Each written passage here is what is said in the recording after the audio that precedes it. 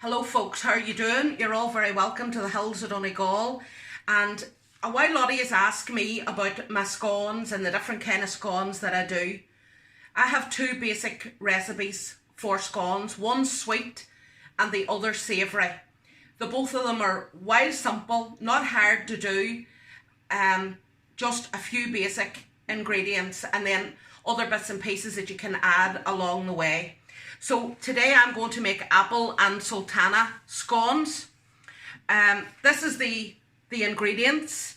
So you have flour, sugar, apple, baking powder, baking soda, salt, butter and sultanas, and of course the buttermilk again. Over here we have flour called soda bread flour. It may be available in the UK, may be available in the States, I'm not too sure, but it's very easily made up. And today I'm using self-raising flour with the additives, just for those of you who don't have soda bread flour to hand. So we'll give it a start. Now folks, we've got our self-raising flour and we have the butter. So we're going to start slow, because we don't want to be in a flour globe, and we'll just turn it up, and we want the butter just to mix through the flour like breadcrumbs. Doesn't take very long now.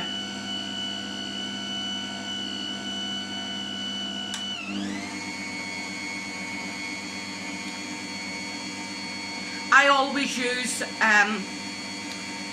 Irish butter, full fat butter. I don't bake an awful lot with margarine, to be honest.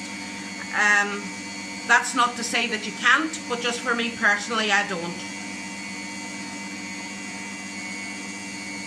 So you just let that mix now for a bit using the beater.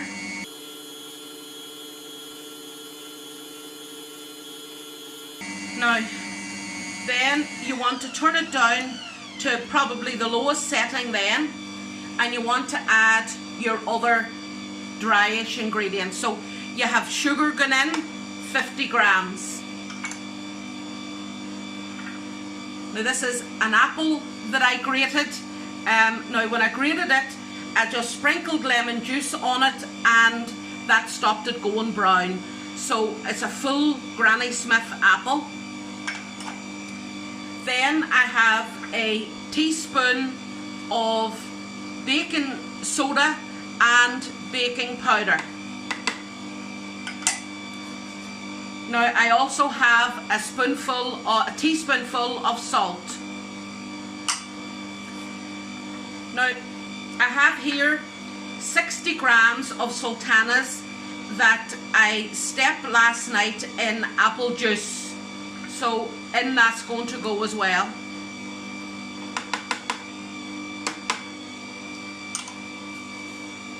And just let that combine.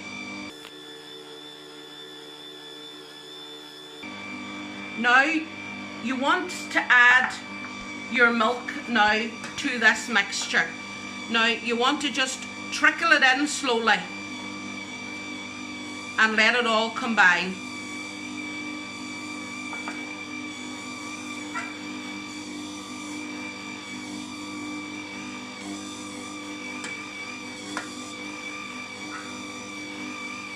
I think the key to all of these domestic mixers is that you can only make smaller batches.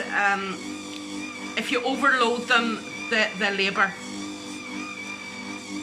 which then becomes a problem.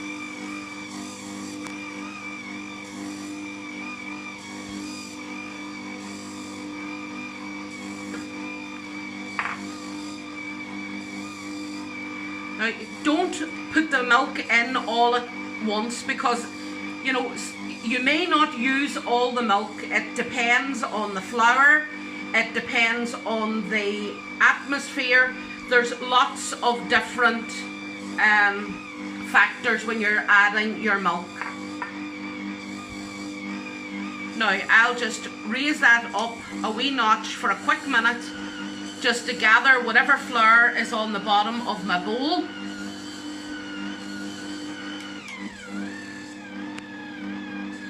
And now I add my last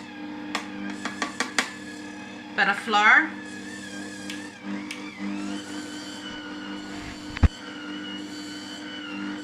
And that's me now.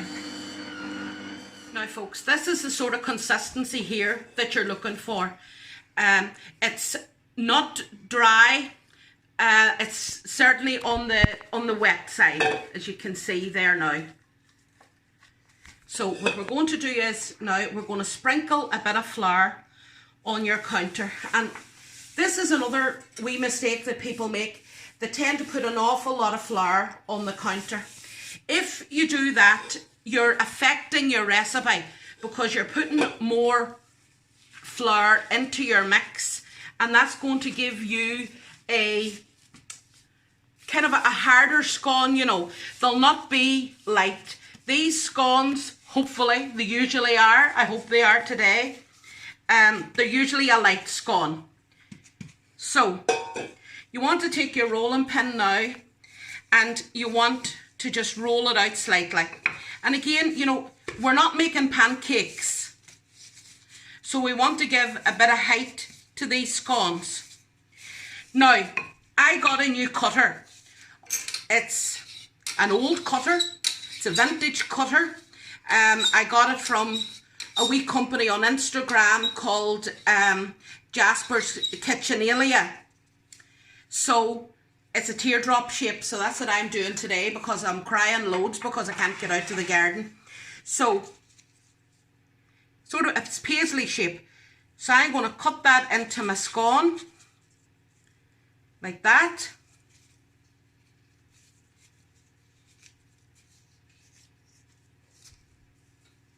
Now, see the way I have that sultana coming out to the side? I'll hold on to that and put it back into the mix again. Because if you have them coming out of the edge like that, they are going to burn. Just put a bit of flour on the bottom of your cutter and cut away. Now, here I have the round cutter as well. Just push it through, and as I say, pull out any that are on the end, because they'll only burn and you'll not have the same sort of taste. So you're cutting out.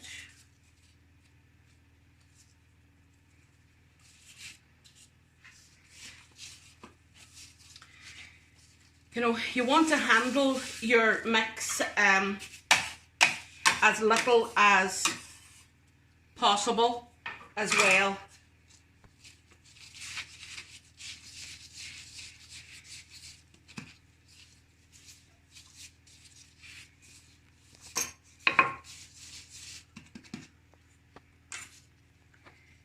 So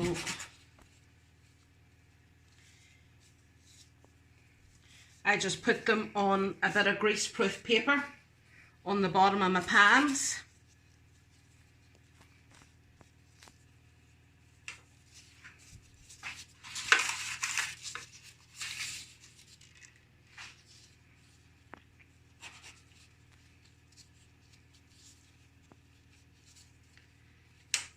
These videos are some crack. Now, I should get maybe about 10 scones out of that mix, I'm hoping.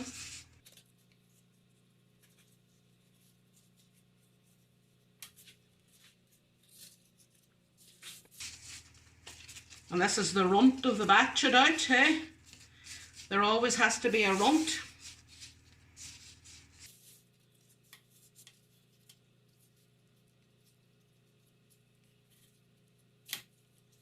Right, just get that boy out of there. Round him off. Now, another thing that I don't do is I don't glaze my scones with egg. The reason being, for me, when you glaze it with an egg, if egg drips down the side, it'll cook first and it'll stop your scones rising. And that's how you'll get an uneven, you know, they might be a bit like this, you'll get an uneven rise. So kind of as Irish people, what we do is with our scones, because scone bread would be very traditional here in Ireland, in that that's what everybody would have been reared on, would have been soda bread made just with the buttermilk from the leftover butter, the milk left over from churning the butter, and a bit of flour.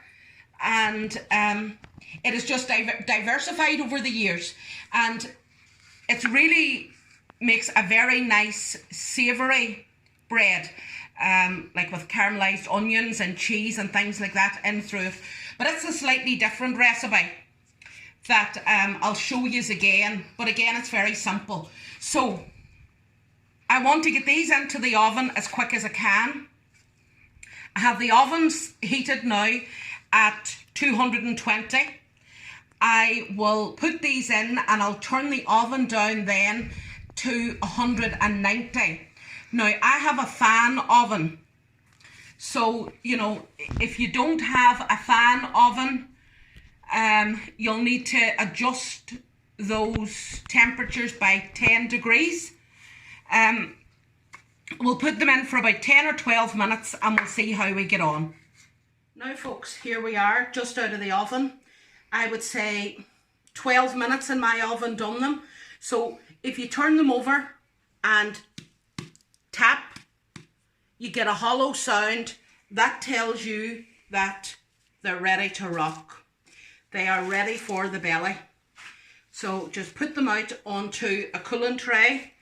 Mine never last that long really, but, and I'm sure yours won't either. So that's it. You can butter them, jam them, cream them, whatever. But now folks, that's the scones now, all nicely finished. So all you need to do is take a knife, cut them in half.